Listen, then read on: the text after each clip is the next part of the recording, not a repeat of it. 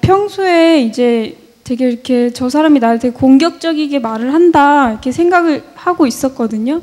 근데 이제 얼마 전에 언니랑 대화를 하면서 알았는데 제가 굉장히 이렇게 다른 사람의 이야기를 들을 때 공격적으로 받아들이고 굉장히 방어를 하면서 듣고 그런 것들이 이제 피해의식이라는 걸 좀 이제 제대로 알게 됐어요. 그냥 항상 난 피해의식이 있다 이렇게 생각을 했었는데 좀 이제 그런 부분이 있고 이렇게 막 갑자기 아무렇지도 않다가 이렇게 사람들이랑 대화할 때는 괜찮은데 제가 혼자 있을 때는 이렇게 불안하거나 갑자기 그냥 이유도 없이 막 슬퍼요. 슬퍼지고 막 외롭고 막 그럴 때가 있어서 되게 근데 그런 게 특히 이렇게 뭔가를 시도하려고 한다든지 아니면 이렇게 뭔가를 이렇게 해보려고 한다든지 그럴 때 이렇게 잘 못하더라고요. 그리고 되게 겁도 좀 있기는 한데 되게 무섭고 이렇게 뭔가를 이렇게 시작하기가 되게 어렵고 평소에 이렇게 약간 분노 같은 게 있어서 사회생활을 이제 막상 해보니까 이제 다른 것들은 크게 문제가 안 되는데 화가 났을 때 이렇게 이성을 제가 잃어버리더라고요. 그래서 막 그게 진짜 화를 한번 일으키면 사실 그 사람은 그런 얘기를 한 게 아닌데도 저는 그렇게 알아듣고 막 이게 속이 진짜 막 입에서 쓴내가 날 정도로 그렇게 화를 냈던 내 모습을 보면서 그게 너무너무 괴롭고 힘들고 사실 막 그러니까 이게 다시 이제 그 사회생활 하기가 좀 어렵고 약간 무섭고 두렵고 그런 것도 있고요. 이렇게 제가 언니랑 같이 살고 있는데 되게 언니한테 의지를 많이 하고 있더라고요. 그래서 좀 많이 미안하고 그런데 내가 제 자신이 이렇게 쓸 수가 없으니까 사실 어떻게 해야 될지 잘 모르겠어요. 이렇게 저렇게 스님 법문도 들어보고 사람들한테 이렇게 조언도 구해보고 하지만 이렇게 다 무섭고 다 두렵고 그래요. 네. 네. 자기 심성 자체가 아까 얘기할 때 아이가 심성이 형성될 때 약하게 형성되거나 불안하게 형성되면 이게 이제 평생의 삶을 좌우한다 얘기했는데 자기 심성 자체가 그렇게 형성되어 있기 때문에 그거 뭐 쉽게 노력한다고 고쳐지는 거는 아니에요. 만약에 지금 현상 유지하면 잘하는 거고 여기서 조금 더 심하면 이제 우울증으로 떨어지거나 이제 정신과에 가서 상담받고 치료받고 이제 이래야 될 지금 상황 거의 지금 분기점에 왔어요. 조금만 더 심해지면 이제 정신과 가서 치료받고 상담하고 치료받고 이래야 될 상태거든요. 근데 뭐 내가 태어나서 보니까 다리를 하나를 못 쓴다. 이걸 어떻게 해요? 계속 왜 나만 다리 하나 못 쓰나 이런다고 해결이 안 되고 내가 태어나서 보니까 눈이 안 보인다. 그럼 이 눈 얘기만 계속 해봐야 소용이 없거든요. 지금 내 심성이 그렇게 약하게 돼 있어요. 그래서 다른 사람하고 대화할 때도 다른 사람은 다 자기 성질대로 얘기하는 거 어떤 사람 큰 소리로 얘기하고 어떤 사람 짜증내가면서 얘기하고 어떤 사람은 이렇게 살고 어떤 사람은 저렇게 사는데 그걸 내가 전부 나를 피해 주려는 것으로 착각을 하죠. 내가 건강하면 그런 거 별거 아닌데 내가 약하기 때문에 전부 이렇게 받아들여지는 거예요.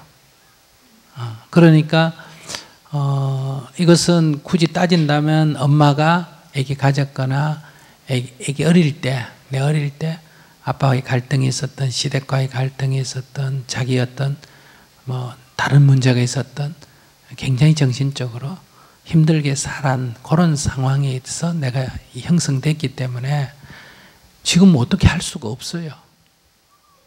그러면 이제 지금부터 이제 여기서 조금이라도 내가 이 상황을 받아들이고 여기서부터 나아가는 길은 여기서 내가 다른 사람처럼 되겠다 이렇게 생각하면 안 돼요.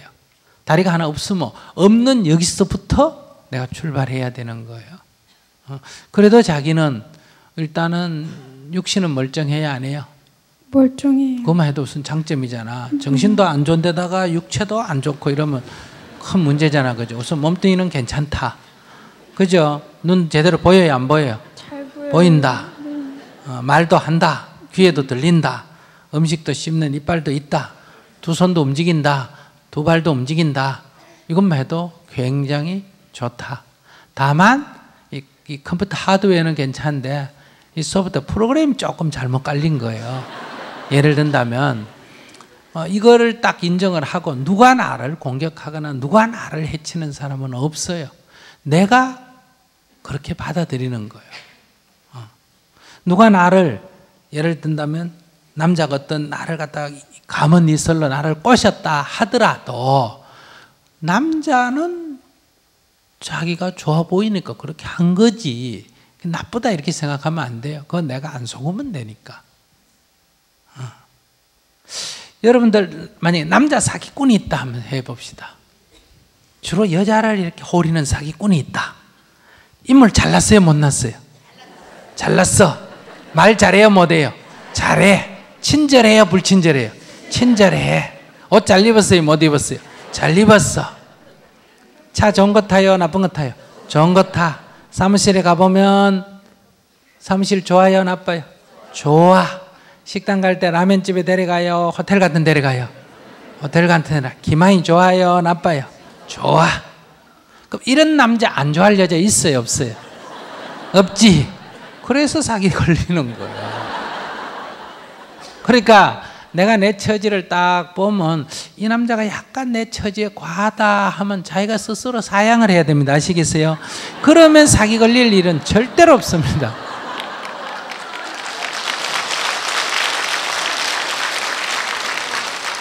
그러니까 우리 남편이 성질이 되게 급하다 그러면 최소한도 뭐는 아니다. 사기꾼은 아니다. 우리 남편 무뚝뚝하다 이건 적어도 뭐는 아니다. 사기꾼은 아니다. 우리 남편 굉장히 돈에 대해서 짠돌이다 이건 적어도 사기꾼은 아니다. 좋은 거 굉장히 많아요. 사실은 우리가 볼 때. 그래서 우리가 자기가 가진 장점들을 늘 발견하고 사는 것 또는 내 삶의 주위 조건을 늘 장점을 발견하고 살면 항상 이걸 이제 긍정적 사고라 그래요. 항상 여기서부터 앞으로 나아가고 에너지가 항상 이렇게 솟습니다. 그런데 자기 놓인 처지에 대해서 항상 부정적으로 생각하는 거예요. 나는 몸이 어떻다, 나는 정신이 없다, 난 노래를 못한다, 나는 뭘 못한다, 뭘 못한다. 우리 남편은 뭐가 문제다, 저는 자식이 인색하다, 저건 뭐 불친절하다, 뭐 어쩐다 이러면 세상이 그냥 생지옥 같아요.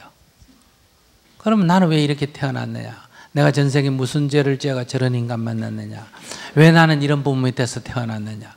이래서 이제 하늘이 어떻고 전생이 어떻고 사주가 어떻고 궁합이 어떻고 이런 얘기가 나오는 거예요. 그러니까 지금 자기는 딴 건 괜찮은데 그 약간 그 심리가 불안하고 불안정한 그런 자기 문제점이 있어.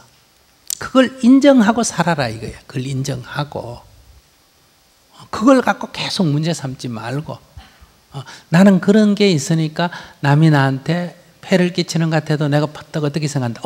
이건 내 문제야. 이렇게. 그리고 그게 이게 꼭 내 문제일까? 이게 내 문제야, 내 문제일까? 이렇게 생각될 때는 그 얘기를 다른 사람한테 이렇게 해보면 네가 너무 민감하다. 그렇구나. 이렇게 받아들이면서 내가 조금 딴 사람보다 민감하다. 그걸 늘 자기가 자각하고 있는 거예요. 그러니까 상대를 탓하는 쪽으로 가지 말고 자기 쪽으로 돌이켜보면 얼마든지 답을 찾을 수 있어요. 지금부터라도 이렇게 출발을 해서 이 상황이 부딪힐 때마다 자기를 보면서 내가 이렇게 불안하구나 이런 작용을 하구나 이렇게 하면 여기서부터 뒤로는 안 가고 앞으로 가지. 오늘부터 앞으로 간다 이거야. 근데 자꾸 이제 이렇게 피의식을 갖게 되면 점점 악화되가 이제 병원으로 가야 돼. 달리 뾰족한 법은 없어. 내가 심성이 불안하고 불안정하다. 그래서 보통 사람 같으면 별거 아닌 것이 나한테는 그렇게 인식되어지는 거예요. 내가 뭐 일부러 그러려고 하는 게 아니라 나한테는 올 때는 증폭되어져서 돌아온다. 그러니까 그걸 내가 딱 알아차리고 내가 또 민감하게 반응하구나 이렇게 하면서 그 상황을 알아차려가면 즉 다리가 하나 없으면 내가 다리가 하나 없구나 의족을 해넣어서 약간 조심하면서 딴 사람 100m 15초 달릴 때 나는 한 30초 달리면 되지. 이렇게 자기를 조절해 가면서 살아가면 된다. 네. 그리고요, 스님, 제가 20살 때까지는 되게 아버지를 많이 미워했었어요. 근데 이제 스님 법문 들으면서 많이 좋아지고, 이제 또 이제 부모님들 간의 그런 실체를 이제 많이 알게 됐어요. 20살 이후로. 이제 그렇게 보니까 사실 아버지가 잘못한 거는 그렇게 많이 없더라고요. 그냥 자식 키우고 살다 보니까 충분히 싸울 수 있었던 많은 것들이 있었고, 그랬는데 나중에 보니까 이제 어머니가 자신의 입장에서 이렇게 욕심이 굉장히 많고 뭔가를 이렇게 부리려고 했었던 것들이 굉장히 많이 있었더라고요. 그 와중에 이제 아버지도 그렇고 저희가 이제 3남매인데 3남매 모두 이렇게 여러 가지로 피해를 알게 모르게 심리적으로 많이 받은 것 같다는 이제 저의 생각이 있어요. 그런 생각하면 안 돼. 그건 네. 사실인데 네네. 엄마 때문에 온 문제라고 아까 처음부터 얘기하잖아요. 그러나 엄마는 그런 불안정한 상태에서도 자기를 키웠어요, 안 키웠어요? 네. 그걸 생각해야 돼. 자기는 지금 자기 혼자 몸도 감당 못해 죽겠다는데 엄마는 그런 자기 심리가 불안한 상태에서도 애 셋이나 키웠다는 거는 자식으로서는 엄마한테 굉장히 고맙게 생각해야 돼. 그러니까 지금으로부터 엄마한테 엎드려서 어머니 고맙습니다. 나는 지금 이렇게 나 혼자 살기도 힘든데 애를 셋이나 낳아가 여기까지 키우니까 얼마나 수고하셨습니까? 이렇게 감사 기도를 하면 없어져. 부모한테 대해서 감사 기도를 하셔야 돼요. 네. 알겠습니다. 스님. 네. 감사합니다.